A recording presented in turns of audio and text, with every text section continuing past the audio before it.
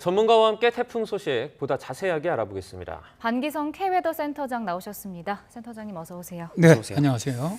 네, 제14호 태풍 남마돌의 영향권에 든 제주, 부산 그리고 경남 해안에 강한 비바람이 좀 몰아치고 있습니다. 현재 태풍의 위치는 지금 어디에 있습니까?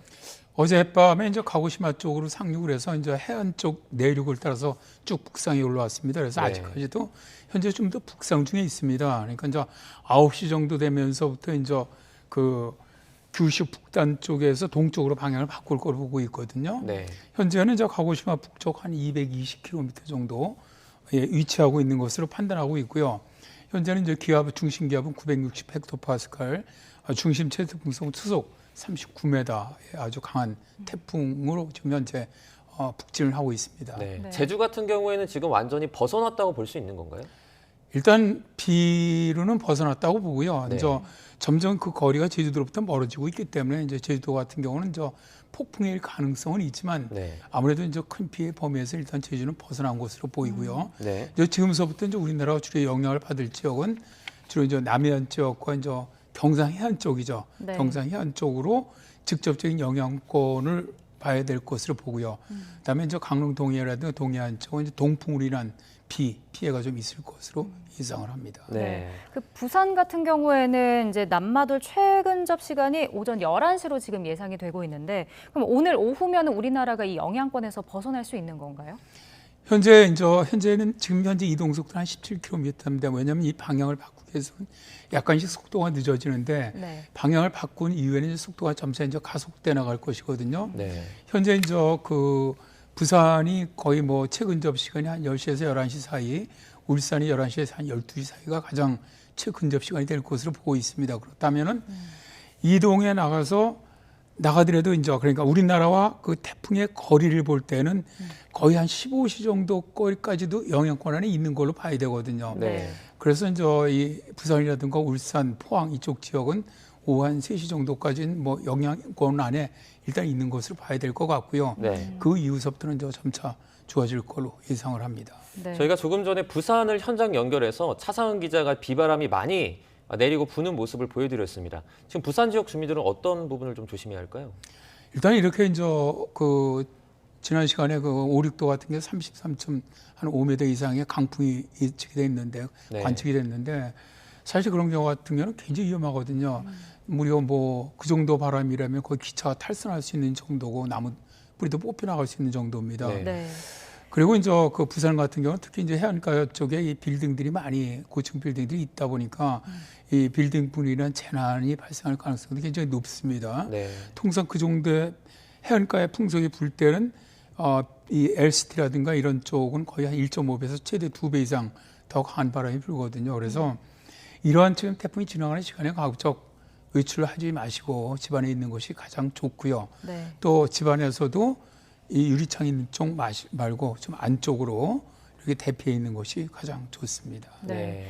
근데 이번에 그 남마돌 태풍 진로를 좀 보면 예상보다는 좀 다르게 일본 쪽으로 치우친 것 같은데 이게 이동 경로가 좀 바뀐 건가요? 네, 그렇습니다. 원래는 쭉 올라오면서 이제 가고시마 서쪽 해상으로 한 50에서 70km로 떨어져서 그대로 해상 쪽으로 북상을 하다가 북단 쪽에서 육지로 들어오는 것으로 원래는 예상이 됐습니다. 네. 네. 그랬다가 이것이 이제 전반적으로 이제 태풍이 가까이 오게 되면 어느 쪽 기류에 영향을 받느냐죠.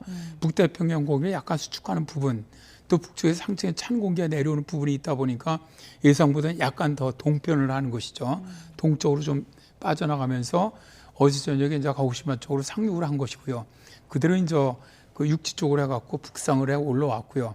그러니까 원래 예상보다는 좀 더 동쪽으로 편향을 해서 이동을 하는 건 맞습니다. 네. 이번에 그 태풍 남마돌의 영향권에 든 지역에서는 지금 피해가 속속 전해지고 있습니다. 그런데 이번 태풍 남마돌이 그 비보다는 바람에 의한 피해가 더 클 것으로 예상되고 있거든요. 이유가 있습니까? 일단 일본 같은 경우는 뭐 비 피해, 바람 피해 다 강한 태풍입니다. 네. 뭐 아까도 조금 전에 방송 나왔지만 800mm 이상 내렸다면 엄청난 거거든요. 네. 거기는 이제 중심이 들어가니까 그 정도 피해가 있는 것이고요. 우리나라 같은 경우는 일단 이제 이 태풍의 이 비구름 대역이 있습니다. 비구름 대역이 지금 걸쳐져 있는 게 저 이 부울경적을 포함해 갖고 경남 남해안 쪽이거든요. 네. 경상 해안 쪽만 이제 걸쳐져 있기 때문에 비 피해는 실제로 우리가 예상은 뭐 최대 많이 오는 곳은 150mm 정도, 네. 또 뭐 가장 많이 오는 게 시간당 10에서 20mm 정도 예상을 하지만 비로 인한 피해는 지난번 그 흰남노처럼 그렇게 극심한 피해는 없을 거로 봐요. 그러나 네. 바람 같은 경우는 현재 그 정도 반경이라도 실제로 한 35m 순간지대 대풍속은 그 이상 불 수가 있기 때문에 네. 바람 피해가 우리나라로 보면은 비 피해보다는 바람 피해가 상당히 큰 그런 태풍이라고 할 수가 있고요. 네. 일단 저 북쪽에서 찬 공기가 상층에서 내려오고 있기 때문에 불안정으로 인해서 바람은 더 강해질 수가 있습니다. 그 접근 면적에서는. 그래서 일단 태풍이 완전히 빠져나가기 전까지는 바람 피해도 굉장히 좀 조심을 해야 되고요.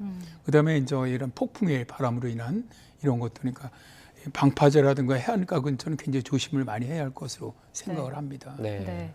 뭐 오전에 오늘 뭐 고비가 될 것 같은데 태풍 최대 고비를 좀 지역별로 한 번씩 더 짚어주신다면요? 일단 이제 부산 같은 경우 최대한 최근거리가 한 10시 전후거든요. 그렇다면 되게 이제 한두 시간 앞뒤로 본다면 9시에서 한 11시 사이 정도로 보시면 될 것 같고요. 네. 울산 같은 경우는 대개 한 11시라면 10시부터 한 12시나 1시 사이. 그보다 약간 북쪽인 포항 같은 경우는 한 12시부터 한 2, 3시 사이 정도. 네. 이때가 피크 타임이 될 것으로 보입니다. 네. 네. 이제 흰남노에 이어서 남마돌까지 가을 태풍이 벌써 두 번째입니다.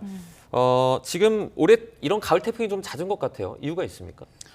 이게 이제 가장 큰 건 기후 변화라고 봅니다. 아무래도 기후 변화로 지금 해수 온도가 급격히 상승을 하다 보니까 네.